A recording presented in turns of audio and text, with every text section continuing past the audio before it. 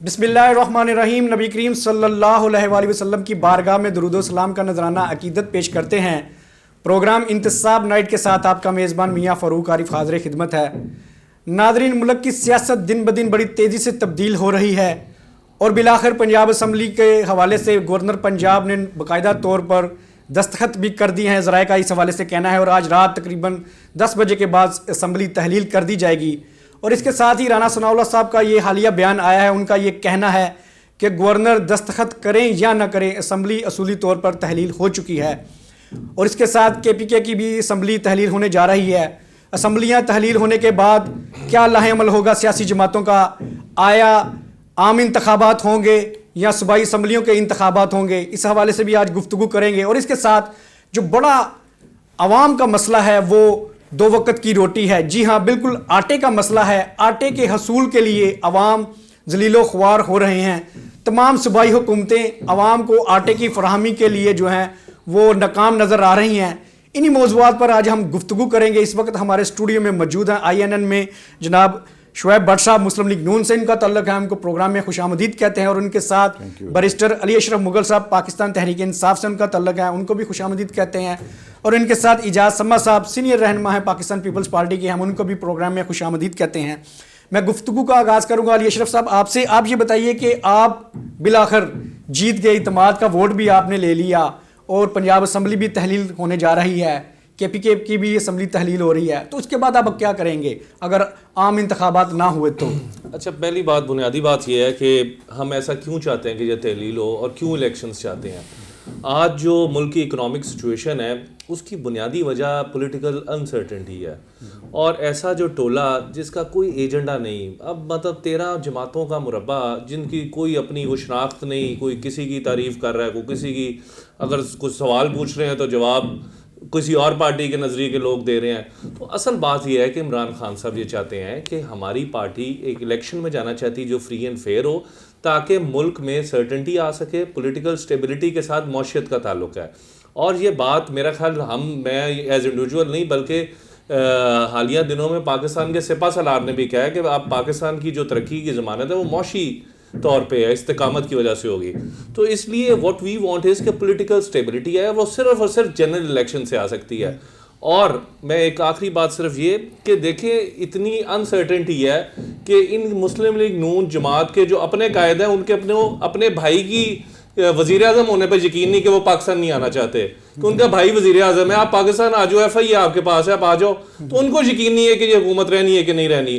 तो इन्वेस्टर तो बिल्कुल चिड़ियों के दाने जिस तरह होते हैं, वो तो ज़रा सी बात हो वो उड़ के चले जाते हैं। तो इसलिए मेरा ख्याल है कि उनको खुद भी यकीन नहीं कि उन्होंने रहना है कि नहीं रहना। अली साहब ये बताइए कि आपकी गवर्नमेंट भी जब आई थी तो बड़े इलेक्शन तब आपने फ्री एंड फेयर किए थे और आपके मुखालिफ जमातों ने जो है आप पर इल्ज़ामात लगाए थे कि आप जो है धांधली की पैदावार हैं और सिलेक्टेड हैं आप, तो आप उसी सिस्टम को आगे लेके क्यों नहीं चलना चाह रहे आप? सर, हम सिलेक्टेड थे तो ये इम्पोर्टेड है, ठीक है। गुजारिश ये है कि असल बात सिलेक्टेड या दूसरी बात नहीं, असल बात है कि मेरा ख्याल है कि जमातों से आगे बात निकल चुकी है। और मौशी तौर पे आप हालात, मेरा ख्याल है कि आप इस स्टूडियो से बाहर लोगों से नहीं मिल रहे हैं, शायद आपको पता नहीं है कि लोग क्या कह रहे हैं। आज बिजली के बिल कहाँ पे हैं, आज गैस के सार्फिन कितने परेशान हैं सर्दियों के दिन, और आइंदा आने वाले दिनों में सर्दी मजीद बढ़ने वाली है। तो मेरा ख्याल है कि ये सारी बातों से इन्हें अपनी ज़ाती है ना कि मैंने वज़ीर आज़म ज़िंदगी में सोचा था एक दफ़ा बनना है, वो बन गया हूँ, तो ये नहीं है कि काम करना है। सिर्फ एक शोबाजी के साथ तो नहीं मामलात को चलाया जा सकता। तो आप देखें कि क्या किया, क्या मतलब अचीव किया ना 7 महीनों में, कुछ तो अचीव किया होगा। अचीव क्या किया? अचीव ये किया कि बड़े बेटे को भी बुला लिया, वज़ीर आला बना लिया, जिसको अदालतों ने कहा तुमने साबिक भी अपने नाम के साथ वज़ीर आला नहीं लिखवाना, दूसरे को भी बाहर से बुला लिया, एक दामाद रह गए वो भी आ जाएंगे। तो असल बात एजेंडा क्या है? कहने का मकसद है कि इन्होंने कुछ भी अचीव नहीं किया इन 7 माह के अंदर। शुएब भट्ट साहब आप इस बात का जवाब देंगे। वो कहते हैं कि इल्जामात दर इल्जामात आप पर लग रहे हैं, आपने अभी तक कुछ भी अचीव नहीं किया और आवाम जो है वो चाहती हैं कि यहाँ पर मुआशी तौर पर इस्तेहकाम आए। और उनका नजरिया ये है कि आम इंतखाबात के जरिए ही यहाँ पर इस्तेहकाम आ सकता है। आप क्या कहेंगे? जी, बिस्मिल्लाहिर्रहमानिर्रहीम। बहुत शुक्रिया मियाँ साहब। मैं अली का भी शुक्रगुज़ार हूँ और जज साहब का भी शुक्रगुज़ार हूँ, तशरीफ़ ले के आए। और ज़ाहिर है बात भी आगे बढ़ेगी। सवाल तो ये था कि लोग भूख से मर रहे हैं, लोगों को रोटी नहीं मिल रही, और उसके लिए बताना चाहिए था। पंजाब में इनकी गवर्नमेंट थी, मांगे तांगे की, एक डाकू की गवर्नमेंट इन्होंने सपोर्ट किया, वो उन्होंने गोल करके तो वही पुराना जैसे इनके लीडर करते हैं ना, उसी इसकी रविश को इन्होंने आगे बढ़ा दिया जी। वो ऐसे कर रहे हैं, बेटा ले आए, बेटा छोड़ आए।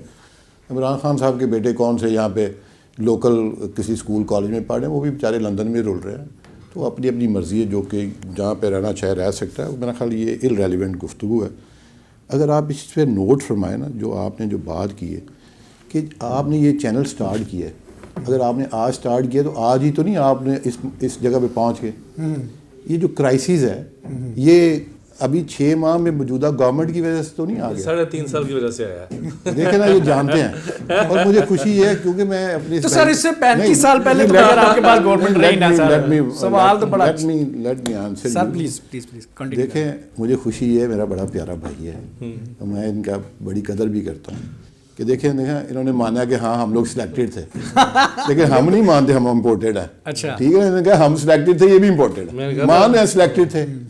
देखिए 2018 तक आप अपने मुल्क के जो निकाले स्टैटिस्टिक्स क्या थे और किस तरह मुल्क चल रहा था, किस तरह मुल्क को डिरेल किया गया, किस तरह जमहूरियत को डिरेल किया गया, फिर उसके नताइज आपके सामने हैं। अभी जब आपको 3.5 साल पहले पूरे मुल्क की जमातें कह रही थी आप इलेक्शन करवाएं, तब आपने क्यों नहीं करवा लिए? नहीं, तब तो मेरा नहीं ख्याल कि आपको कोई मुतालबा ऐसा है। नहीं, पाकिस्तान मुस्लिम लीग नून तो यही कह रही थी कि आप आए इलेक्शन करवाएं। सबसे रीसेंट मुतालबा क्या था यही बता दें चले नून लीग का कि असेंबलियां तोड़े इलेक्शन करवाएं।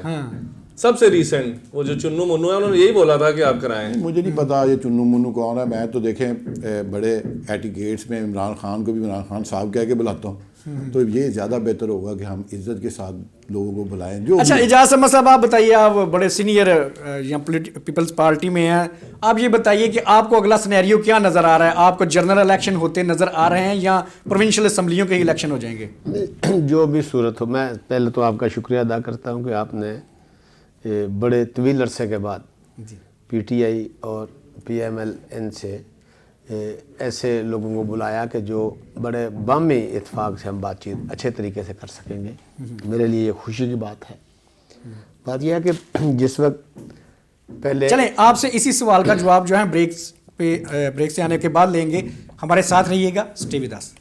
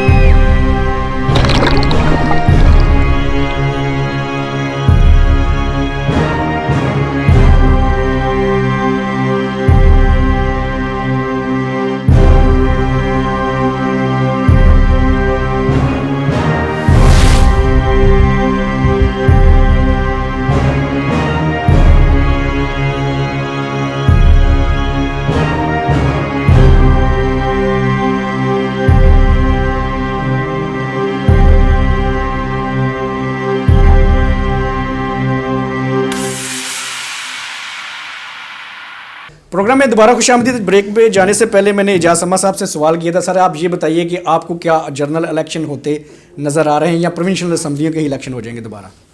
अगर तो PDM ने इलेक्शन लड़ना है इकट्ठे, तो इसमें जो भी सूरत डेवलप हो, चाहे सूबाई हो, आइनी तौर पर कोई कदगन नहीं आइन में। तो विद इन 90 डेज़ अगर सूबाई असम्बली वंस डिज़ाल्व हो गई तो विद इन 90 डेज उसने इलेक्शन होना है। अगर अपना टाइम पूरा करे तो विद इन 60 डेज। पीडीएम तैयार है इसमें, और पीडीएम को ये बखूबी खबर थी कि सियासत और रियासत, क्या सियासत बचानी है या रियासत बचानी है। हम लोग रियासत बचाने के लिए हैं और इलेक्शन लड़ेंगे। सर, और कैसी रियासत आपने बचाई है, कहाँ से कहाँ ले गए हैं सर आप? हम हर तरह सर से कैसी रियासत बचाइए? अवाम जो है ख्वार हो रहे हैं, महंगाई जो है वह किस कदर बढ़ गई है आपके सामने है। फ्यूल प्राइसेस जो है 150 से जो है 215 रुपए पे आ गई हैं। वो उसमें जो मियां साहब पंजाब में गवर्नमेंट जिसकी थी, आप उनसे ये सवाल करें ना। आपकी गवर्नमेंट से पूछना चाहिए कि पेट्रोल क्यों महंगा हो रहा है। पेट्रोल जो है वो तो सस्ता हुआ है, महंगा कब हुआ है? सर नहीं महंगा हुआ सर। इस तरह महंगा हुआ सर जब इमरान खान साहब ने गवर्नमेंट छोड़ी है, ये जो रशिया की वार है वो भी हमने करवाई है, जिसकी वजह से दुनिया में पेट्रोल महंगा हुआ है, जो क्रूड ऑयल महंगा हुआ है, उसके जिम्मेदार हम लोग थोड़ी हैं। तो डॉलर साहब क्यों कह रहे थे 100 रुपए में डॉलर ले आना, वो किधर गए? अगर डॉक्टर साहब ने जो नारा लगाया था $100 पे तो उन्होंने कभी भी नहीं कहा कि 100 रुपए का डॉलर कर देंगे। अच्छा, मुझे आज ये यकीन हो गया कि आपस में भट्ट साहब जैसी गुफ्तगू कर रहे हैं, ये आपस में भी ऐसे ही करते होंगे कि ये एक दूसरे को खुश करने के लिए। असल बात ये है कि पीडीएम किस तरह कर सकती है, कोई एजेंडा नहीं है, कोई बात नहीं है, और ये कह रहे हैं कि हम मिल के इलेक्शन लड़ेंगे। मिल के इन्होंने लड़ ही ली है ज़िमनी इंतखाबात, 17 इंतखाबात, 14 जमातें एक तरफ। अब कराची बल्दियाती से भी ये भाग रही, पीपल्स पार्टी कराची बल्दियाती से 2 दिन बाद इलेक्शन है, ये नहीं पता लग रहा कि आज हो रहा है इलेक्शन के नहीं हो रहा। तो इसलिए दो तरीके हैं गुफ्तगू करने के। जी जी। एक तो जैसे मेरे भाई ने बात की तो हम दोनों खामोशी से सुनते रहे। जी जी। मैंने बात की तो अली साहब ने उसमें 2-3 लुकमे दे दिए, फिर हम भी दे देंगे। जी जी, आप दे जरूर, फोरम ओपन है सर आपके लिए। सर आप करें बात करें। नहीं, मैं आपको बताता हूँ जी, प्लीज प्लीज। देखिए, अभी उनसे बात की, अभी तो उन्होंने बात भी स्टार्ट नहीं की। अभी वो कहते हैं ना, अभी उन्होंने अपना बात को गेर ही लगाया तो उन्होंने फिर पकड़ लिया। पूरा मौका दे, ठीक है, मौका दे। मैं बताता हूँ, मैं आपको बता देता हूँ। देखें, जितनी बातें आपने करनी, हम इधर बैठ के आपको जवाब देंगे लॉजिक के साथ। जी बिल्कुल। तो क्योंकि ये तो बेचारे इसी बात पे बड़ा खुश हैं। वो जो इन्होंने वो पिंडी वाले साहब हैं, शेख रशीद साहब, वो जाते कह गए थे कि 3.5 साल का गन जो है ना उन्होंने अपने ऊपर ले लिया है। ये तो बेचारे सारे लाइनों में लगे हुए थे कि काश हमें नून लीग टिकट दे दे। ये तो इसी बात पे बड़े खुश हैं, इनकी तो नींदें उड़ी हुई थी। ये इसी बात पे खुश हैं कि 3.5 साल का जो गन था इनका, वो जो है ना हमारे ऊपर आ गया है। क्योंकि मुल्क डूब रहा था तो हमारी क़यादत ने आगे बढ़ के उसको ना पकड़ते तो आज इससे भी बहुत बुरे हालात होते। तो सर आपने तो गुजरांवाला में अली अशरफ अंसारी साहब को भी तो पकड़ा है ना, उनको क्यों पकड़ा है सर? वो तो बड़ी अब्यूजिंग लैंग्वेज यूज करते रहे हैं। देखिए, ये बड़ा अनफॉर्चुनेट है। पार्टीज़ के जो लोग हैं, हमारे जो सीनियर्स हैं, definitely they have to think about that. जितने लोटाइज़म है, लोटाक्रेसी है, इसे कोई भी जमात हो ना, इनसे इनको निकलना पड़ेगा। वो अशरफ अंसारी की खाली बात तो फिर आप उनको मूव कर देना, अपने ग्रुप से मूव करें ना। इख्तियार में नहीं है। मैं तो देखिए एक वर्कर हूँ, आपने मुझे कॉल किया है, मेरी उस पर पार्टी पॉलिसी नहीं है। जहाँ पे मुझसे पूछेंगे तो मैं डेफिनेटली ये कहूँगा कि ऐसे लोगों को डिस्करेज करना चाहिए जो लोग किसी भी जमात को छोड़ के जीत के। अच्छा, आगे बढ़ते हैं, आगे बढ़ते हैं। इजाज़ समद साहब, मुल्क की तारीख में ज़री मुल्क होने के बावजूद आप भी ज़मींदार हैं, ज़मींदार घराने से आपका ताल्लुक है। सर, लोग जो हैं आटे के हसूल के लिए ख्वार हो रहे हैं, इसका जिम्मेदार कौन है, किसको समझते हैं? ये जो आटा है ये होता है प्योरली सूबाई हुकूमत का। ठीक, गंदम पूरी है, आटा पूरा है, सिर्फ मिसमैनेजमेंट है। क्योंकि एक तरीका कार ये है कि वीट मैकेनिज़्म है एक, कि जो ही नई क्रॉप पक जाएगी उसके हार्वेस्टिंग के बाद पाकिस्तान में हमेशा एक असूल तय है कि हमारी जो ज़रूरत है वो कितनी है, ठीक, उसके मुताबिक पूरा हो जाता है। ये अलहदा बात हुई कि जिस वक्त ये यूक्रेन की जंग लगी, ज़्यादा गंदम इंपोर्ट हम वहाँ से करते थे। 5 साल पहले यहाँ से गंदम एक्सपोर्ट भी की गई। उस वक्त इसका रेट था 100, जो यहाँ पर हमने ख़रीद की उसका $305 पर टन रेट था। इंटरनेशनल मार्केट में $180 पर टन था। हमें गंदम एक्सपोर्ट करना पड़ी और रिबेट दे के करना पड़ी। अभी यूक्रेन की जंग की वजह से और बैनुल-अक़वामी हालात ऐसे हो गए कि जो गंदम सही आ नहीं से, लेकिन मुल्क में हमारी ज़रूरियात के मुताबिक सूबे में काफ़ी है और ये मिसमैनेजमेंट। अच्छा सर, आप फिर कहते इसका तो फिर जिम्मेदार आप भी हुए कि जो है सिंध में आपकी गवर्नमेंट है तो वहाँ पर भी मिसमैनेजमेंट है। तो आपके जो वज़ीर नहीं, वहाँ फ्लड की वजह है। अच्छा, वहाँ पर फ्लड है। वहाँ पर आप 300 मील के करीबन जो एरिया है, जो एक बात मैं आपको सिर्फ ये बताना चाहता हूँ कि हम लोग, अच्छा, आपकी सूबाई गवर्नमेंट जो है वो जिम्मेदार मेरी नहीं बात है। तो सुन ले। यहाँ पर है 735 फुट ऊंचा है हमारा सतह समुंदर, सिंध में 0 है, ठीक, वहां पानी ने खड़ा रहना है, मूव नहीं करना। सिंध पूरे में जब पानी आ जाएगा, मोहनजोदड़ो हड़प्पा जब तबाह हुए वो भी यही पानी था, ठीक, वहां पानी ने अपने टाइम पर सूखना है, उसका निकलना मुश्किल है। यहाँ पर हम 735 फुट के ऊपर हैं, क्योंकि यहाँ क्योंकि हम लोग दरिया के किनारे के रहने वाले हैं, हमारा पानी जितना मर्जी हाई फ्लड हो, लेकिन वो 2 दिन में हमारा अच्छा, खत्म हो आप ये जाता है। समझते हैं कि ये पंजाब और केपी के जिम्मेदार हैं, सिंध हुकूमत जिम्मेदार नहीं है? सिंध में तो इतना क्राइसिस होगा क्यों भी जी, जवाब दें जी। सर आप भट्ट साहब से ये पूछें कि जब प्रोक्योरमेंट का वक्त था तो कौन वज़ीर आला था उस वक्त, किसने टाइमली परचेजेस नहीं किए? फिर ये कहेंगे कि उनके बारे में बात कर रहे हैं, तो बात ये है कि प्रोक्योरमेंट हमजा शहबाज शरीफ साहब वक्त पर प्रोक्योरमेंट कर ही नहीं सके। उस टाइम वफाक में इनकी हुकूमत थी और पंजाब में भी इनकी हुकूमत थी। तो ये जो सारा हम वो कर रहे हैं, तो ये भी एक बैगेज है जो शहबाज शरीफ की जो चंद दिनों की हुकूमत थी उसकी वजह से ये आज हम वो क्राइसिस फेस कर रहे हैं। अच्छा, कहा यह जाता है कि फेडरल गवर्नमेंट की तरफ से जो मुतलका कोटा रिलीज किया जाना था वो भी नहीं किया गया, उसके भी जिम्मेदार आपको ठहराया जा रहा है।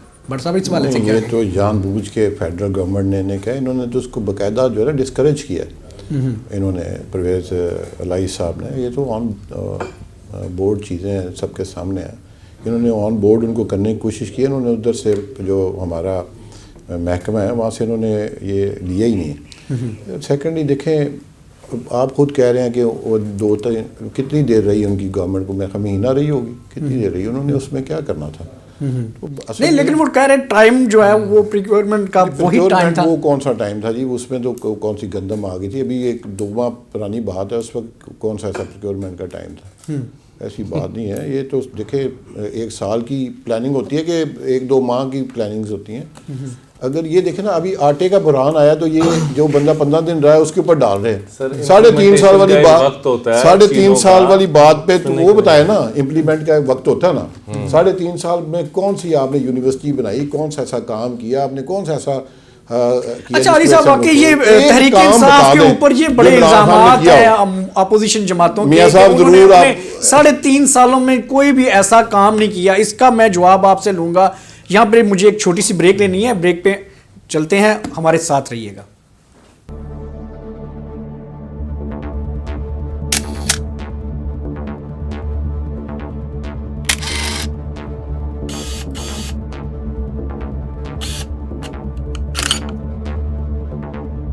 हमने सितारों से रोशनी उधार मांगकर जमीन पे कुछ चिराग रोशन किए हैं।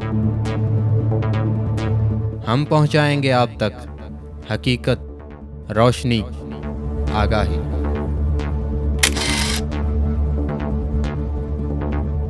और हम करेंगे आपके साथ पाकिस्तान का बेस्ट स्ट्रीट फूड एक्सप्लोर। तेज तरीन, बेहतरीन, हकीकत पर मबनी खबरें सबसे पहले आपके लिए INN पर। करंट अफेयर्स हों या ट्रेंडिंग इशू, आप देखेंगे मुझे सबसे पहले INN न्यूज़ पर। हम पहुंचाएंगे आप तक इंफॉर्मेशन और बनाएंगे आपको कामयाब लोग। मुस्कुराते रहिए, यही मकसद हमारा है। आपके ख्यालात, हमारा कलम, आपकी आवाज़।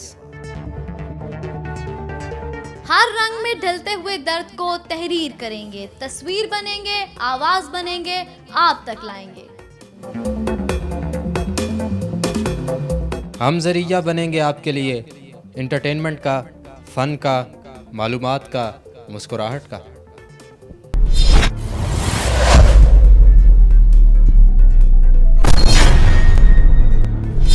प्रोग्राम में दोबारा खुशामदीद। अच्छा अली अशरफ मुगल साहब, आप पे जो बड़ा इल्ज़ाम है अपोजिशन जमातों की तरफ से कि आपने 3.5 साल कुछ भी डिलीवर नहीं किया, तो आज बता ही दे क्या डिलीवर किया सर आप? अच्छा, अगर आप डिलीवरी इस बात को कहते हैं कि आप जब बारिशें हों तो लंबे बूट पहन के आप उतर जाएं, तो इसको डिलीवरी कहते हैं। क्या आप डिलीवरी इस बात को कहते हैं कि जब लाइट लोड शेडिंग हो तो आप जाके मीनार पाकिस्तान के नीचे टेंट लगा लें, इसको कहते हैं?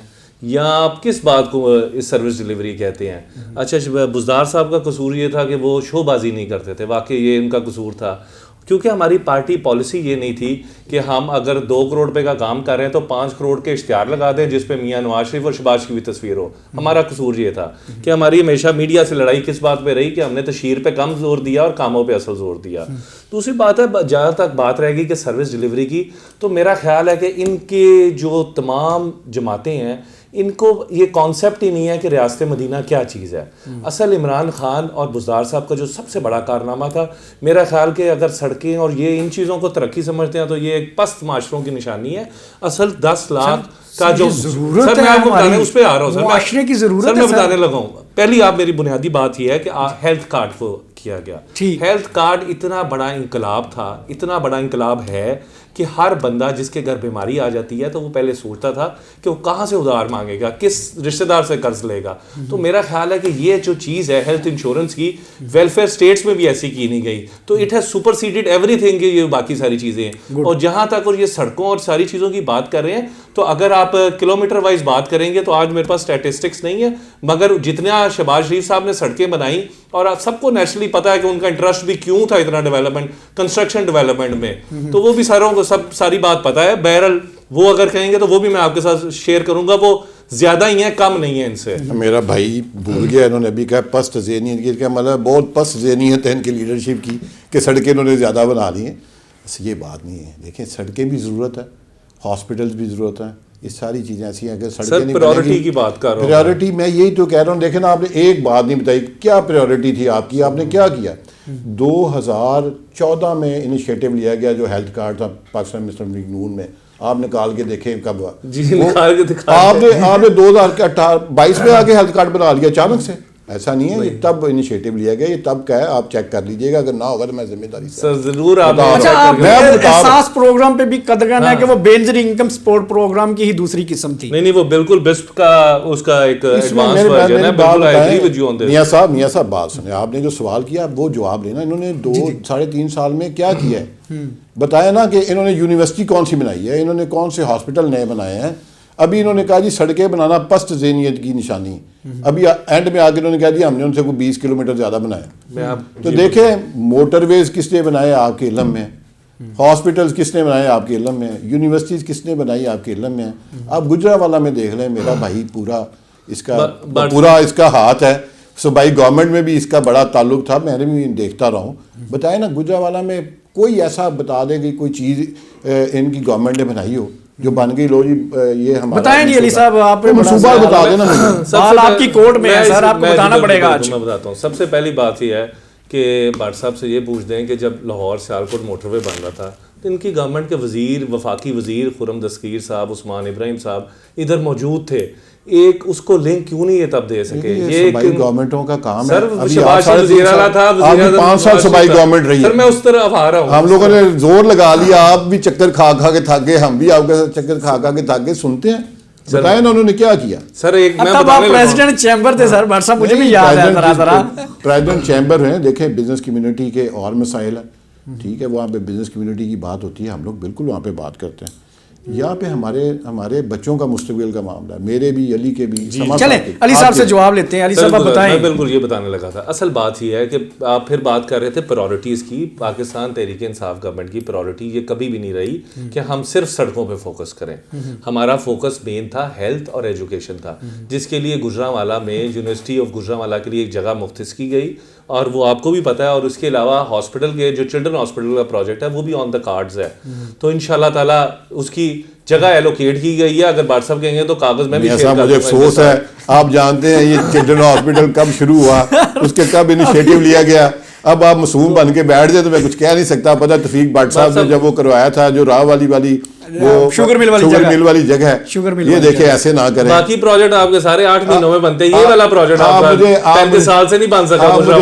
आपने 3.5 साल में इमरान खान साहब ने क्या किया सिवाय शोर मचाने के और चोर के नारे लगाने पे। सर आपकी जो फॉरेन रिजर्व्स थे वो कहाँ पे थे? आज आप आए कुछ भी नहीं मांगे कांगे, शुक्र करे लोग कोरोना से मरे हैं, शुक्र करे कोरोना आ गया, इमरान खान को बहाना मिल गया तो सारे पेमेंट डेफर हो गई, इन गवर्नमेंट पे आ गई, वो पैसे देने पड़ते ना। तो आप उसी वक्त डिफॉल्ट कर गए होते। ये तो शुक्र करें इमरान खान की गवर्नमेंट। अच्छा, अली साहब, आपने सैलाब का क्या किया? सैलाब का क्यों नहीं कर रहे? क्या कर रहे हैं? आप ही सैलाब के आप पैसे लेके आए हैं, जिनको आप कह रहे हैं 10 बिलियन लाए हैं, उसको सारा कर्जा लेके आए हैं। जो हमारी जो आपने इतना पैसा इकट्ठा किया तो किधर लगाया आप बताएं? हमने तो कहीं से मांगे, टेलीफोन पे मांग के अरबों यही बात कर लेते हैं। इनके लीडर, आप मियां साहब बताते हैं, इनके लीडर टेलीथॉन करें तो कितने पैसे इकट्ठे होंगे, या जरदारी साहब टेलीथॉन करें तो कितने पैसे इकट्ठे होंगे? जरूरत ही नहीं है हमें मांगने की, क्रेडिबिलिटी नहीं है, कैसे कर सकते हैं? हमारे लीडरों को मांगने की जरूरत नहीं है। आपका लीडर जो है वो सर्टिफाइड मांगने वाले हैं, अल्लाह की मेहरबानी से वो तो मांग के इधर तक आए हैं। तो नहीं, ये तो शहबाज शरीफ साहब भी कहते हैं कि मैं अगर बाहर मांगने जाता हूं तो इमरान खान साहब क्या करने जाते थे? नहीं देखिए, बात फिर वो देखें जब आप बात तो ये हो रही है, ये क्रेडिबिलिटी है कि आप किसी से उधार मांग दोगे, उधार तो आप लेके आए हैं 12 जमाते। हम तो लोगों से हमने कहा सलाबत खान के लिए पैसे दे, उन्होंने अपनी फ्री में से पैसे दिए। सर वो लगे हैं, सारे पैसे लगे, अभी तक 1 रुपया नहीं कहीं लगा। जिस दिन आप सानिया निश्तर साहबा ने वो प्रेस कॉन्फ्रेंस की थी इमरान खान साहब के साथ, जो है मीडिया टॉक की थी, तो उसमें उन्होंने पूरी डिटेल्स शेयर की थी। नाम मैं ना मानू वाली बात है। बहरहाल वो कागज सारे मानू वाली ये बात है कि 3.5 साल में एक चीज भी नहीं है जो इनकी डिलीवर की हो, और वो 3.5 साल पे इनके घरों में आतिशबाजियां हुई हैं, इनको खुशियां इनको चढ़ गई थी कि यार शुक्र है गंद उतर के जो ना दूसरों पे डल गया हमारा। आपको पता शेरशीद फिर आपने क्यों लिया? साहब सवाल तो फिर मेरी बात सुनो, यही पे रेज हो गया ना। आपका तो आपने क्यों लिया? चोई साहब आप ये बताएं कि आप मुझसे पूछ रहे क्यों लेना? चोई साहब आप चले गए, मैं बता देता हूं क्यों। प्लीज बताएं। आपका ये एक अदारा है, अगर आपसे नहीं सही चलेगा कोई इसे टेक ओवर करेगा ना, ये रियासत छोड़ देंगे यार, तोड़ दें। अभी आप देखें इंशाल्लाह बचेगी भी और रहती जिंदगी तक पाकिस्तान रहेगा। रियासत बचाने आए हैं बिल्कुल यार। सुलेमान शहबाज साहब एक बिजनेसमैन है जिस तरह आप हैं, उनका क्या ताल्लुक है गवर्नमेंट के साथ? अच्छा अली साहब आप ये बताइए, बच्चों के ऊपर कोई कहे कि अली अशरफ जो है वो पॉलिटिशियन है और आप बाहर क्यों जा रहे हैं, अंदर क्यों आ रहे हैं, ये तो कोई बात। अच्छा अली अशरफ साहब आप ये बताइएगा कि एक मरतबा फिर जो है यही केयर टेकर गवर्नमेंट चलेगी पंजाब में, असम्बली तहलील होने के बाद, तो काफ लीग एक दफ़ा फिर जो है वो अपना सिक्का जमाने के लिए आ गई है, तो वो पीटीआई दीवार के साथ लग गई है, जैसा गुजरांवाला में उनके दौरे के दौरान हुआ था, वो जो मिसहैप हुआ आप लोगों के साथ, उसका क्या नतीजा ये भी कहना कि वो डाकू को ड्राई क्लीन करके आप ले आए, ये भी तो साथ बोला करें। अच्छा मैं गुजारिश ये है, आप तो मुझे मिले हुए लग रहे हैं। हमने ड्राई क्लीन किया और इन्होंने पेट फाड़े हैं एक दूसरे के, सड़कों पे घसीटा है। हमें तो आप गलत कहते थे ना, तो आप आए तीसरी कुव्वत बन के कि ये लोग गलत हैं, तो आपने आके क्या ठीक किया? आपने तो उन्हीं लोगों को लेके अपनी गवर्नमेंट बनाई जो इलेक्शन 2018 का था, उसमें तो पीएमएलएन की मेजॉरिटी थी। आप उन्हें मौका देते ना गवर्नमेंट बनाने का, आपने लोटे इकट्ठे कर करके जहाज इस्तेमाल कर करके झूले ले ले। सर आपके परसों क्या हुआ है आपके साथ, ये बता दें। मुझे क्या पता है, मेरे साथ कुछ भी नहीं, बड़े परसों क्या हुआ है? आपके जो 2 अफराद हैं, लीडरान हैं, उन्होंने जो टॉल क्लेम्स किए थे हमारे नाम बदल देना, अगर इधर से मैं लाहौर से लेके जाऊंगा वरना नहीं जाऊंगा लाहौर से, वो क्या हुआ? क्या जरा थोड़ा बता दें, आवाम को भी लोगों को बताएं। अच्छा चले अली साहब इस सवाल का जवाब दें कि ये जो मिसहैप हुआ गुजरांवाला में काफ लीग के। अच्छा पहली बात है, मैं थोड़ा सा आपको फ्यूचरिस्टिक पॉइंट ऑफ व्यू से एक बात बताऊं कि जो काफ लीग का साइकिल का निशान है वो चौधरी शुजात साहब का। ठीक है। अच्छा इंशाल्लाह ताला वी आर वेरी होपफुल कि चौधरी परवेज़ लाई साहब और उनकी जितनी भी टीम है, जितने एमपीएस हैं, सारी टीम पीटीआई में जाम होने वाली है। अच्छा। और इंशाल्लाह हम मिलके इलेक्शन, बड़ी खबर दे रहे हैं आप। बड़ी खबर है जी, डाकू are coming under the umbrella of. अच्छा चोई साहब आखिरी सवाल आपसे है, क्या पीडीएम जनरल इलेक्शन में पीडीएम के प्लेटफॉर्म से जा रही है या अपने अपने सियासी जमातों के प्लेटफॉर्म? अगर तो पीडीएम के प्लेटफॉर्म से जाएंगे तो इसके रिजल्ट्स बहुत अच्छे होंगे। अच्छा। अगर अलहदा होंगे तो फिर एनीवन कोई भी हो सकता है। अगर पीडीएम के प्लेटफॉर्म से गए तो क्या गुजरांवाला में कितनी सीटें जो हैं वो पीपल्स पार्टी लेगी? 2002 में हमारे 6 एमपीए थे यहाँ से, ठीक, डिस्ट्रिक्ट गुजरात से, लेकिन अभी हमारा रिजल्ट पिछले इलेक्शन 13-18 से बहुत बेहतर आएगा। तो आप कोई सीटें देंगे, लेंगे इनसे सीट एडजस्टमेंट के तौर पर? ये बातें मेरे इल्म में है नहीं, लेकिन हो सकता है, हो सकता है। ये प्रोग्राम का वक्त यहाँ पर ख़त्म हुआ चाहता है। आखिर में मैं बस इतना ही कहूँगा कि सियासी जमातों को अपने इख्तलाफात बालाए ताक रखते हुए बिल्कुल साफ नीयत से आवाम के लिए सोचना पड़ेगा, क्योंकि आज इन सियासी इख्तलाफात के बायस हमारे मुल्क की मईशत कहाँ से कहाँ पर चली गई है और गरीब जो है इसमें सफ़र कर रहा है। अवाम को इसका क्या फ़ायदा है, इस हवाले से मिल बैठ कर सोचना होगा। इजाज़त दीजिए, अल्लाह हाफिज़।